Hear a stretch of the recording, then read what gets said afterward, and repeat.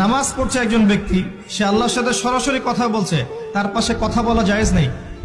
এমনকি নামাজরত ব্যক্তির পাশে কোরআন তেলাওয়াত করাও জায়েজ নেই। আমি কথা কি বুঝতে পারছেন?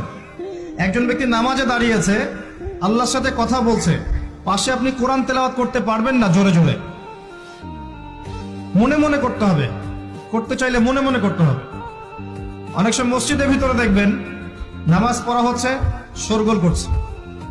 নবী সাল্লাল্লাহু আলাইহি ওয়াসাল্লাম বলেছিলেন, আখিরুজ জামানে, তিরমিজিতে আছে হাদিসটা, আখিরুজ জামানে ইসলামের নামটুকু থাকবে, ইসলামের প্রকৃত বিষয়গুলো থাকবে না। কোরআনের মাসহাফ থাকবে, যে মাসহাফ, কোরআনের মাসহাফটা থাকবে, এর শিক্ষাগুলো থাকবে না। মসজিদগুলো হবে চাকচিক্যময়, কিন্তু মসজিদ হবে হেদায়েত শূন্য। আর চতুর্থ লাইনটা আরো ভয়ঙ্কর। 4 নম্বর লাইনে গিয়ে নবীজি বলেছেন সাল্লাল্লাহু আলাইহি ওয়াসাল্লাম, আসমানের নিচে জমিনের উপরে আল্লাহর সবচেয়ে নিকৃষ্ট সৃষ্টি হবেন এক শ্রেণীর আলেম, যাদের থেকে ফিতনা ছড়াবে এবং তাদের দিকেই ফিতনা ফিরে আসবে।